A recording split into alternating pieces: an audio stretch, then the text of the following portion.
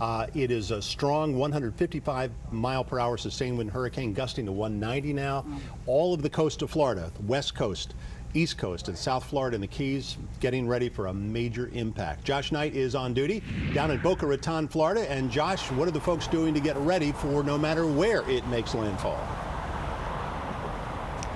And that's such a good point, Doug. That cone still includes pretty much the entire tip of Florida. We've seen a lot of people gassing up, and a lot of people now, the change is saying that more of them today plan to hunker down, and we're just starting to get a bit more of this wind. Of course, now that I hold up the anemometer, getting a little bit of a break. It's not that strong yet, around 15 miles an hour is where we're topping out, but this is just the beginning. Going to continue to go up from here. So saying a lot of the folks we talked to today are kind of planning to stay here, and one of the ladies we talked to actually had her kids in the back seat, so it's kind of interested to talk to her about what she's been telling them.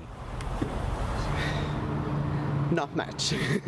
Just that there's going to be a storm and that we just need to be safe, and you know, mommy and daddy are going to keep them safe, and that's all they need to know. They don't need more than that. She's been telling me that all week she's just been making sure her gas is topped off. They've prepared with the batteries, the flashlights, all sorts of stuff, because after Wilma about 12 years ago, they were without power for about 2 weeks. So she said she has a rough idea of what to expect in the aftermath. But again, this is one of those storms that just has her on a little bit more alert. And obviously, Doug, you look at the data coming from the Hurricane Center from all these models, and everybody still should really be on alert. Absolutely good news, Josh, and the weather news and the forecast intensity of the storm, not good news for the people of South Florida and the entire part of that Sunshine State. We're looking at Daytona Beach right now as far as the waves go. Clouds rolling in, the waves starting to pick up, and our Earth Network cameras go to a lot of places on our video tour here, all in real time and live. Tampa just kind of cloudy now. They'll have their impact later Sunday night. So let's get started with the very latest information from the Hurricane Center. The 195 miles east of the Cuban coast. Right now it's over open waters, but it's westerly track right now at 12 miles per hour. Seems like the eye is going to have a very close encounter with the coast.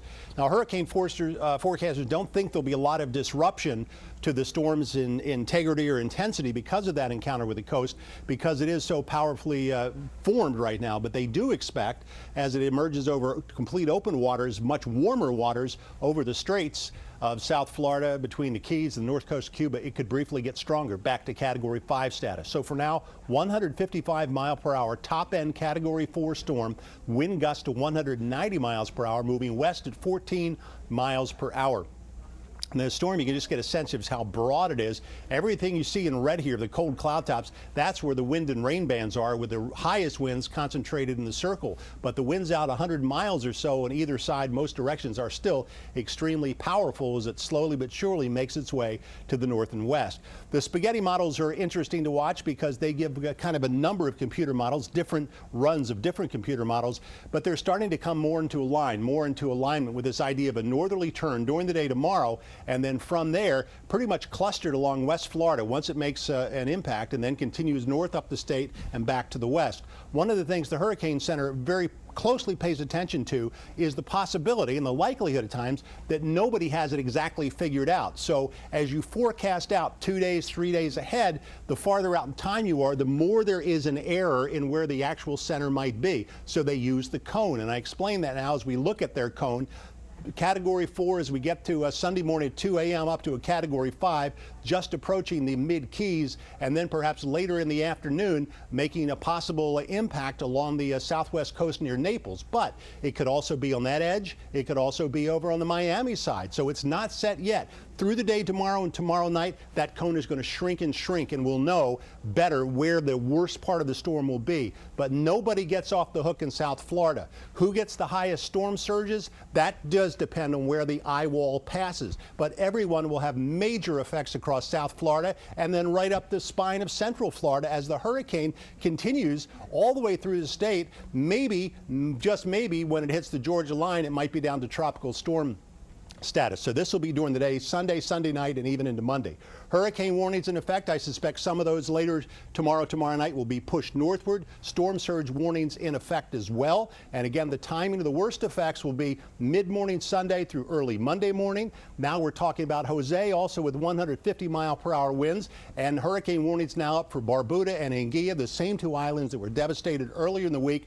The eye of this storm is coming very close to those islands later tomorrow afternoon and tomorrow night. There's the track. Once it gets past that latitude, then it's going to turn out to sea and might just hang out there for a while.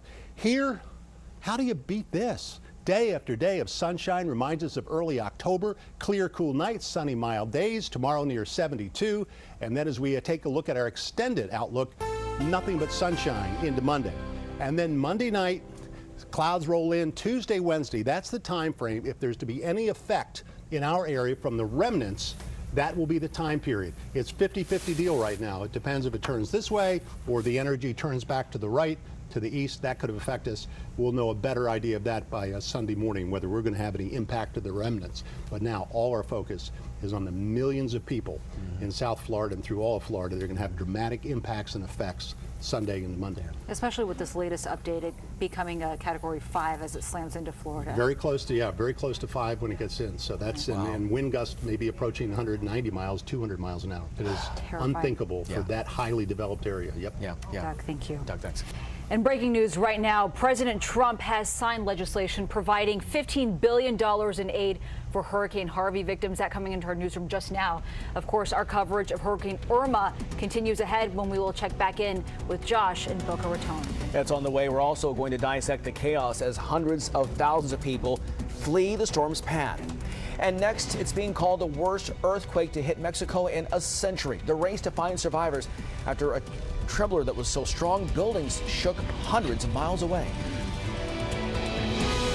Join ABC 7 and News Channel 8 for the Komen DC Race for the Cure. You've heard about deck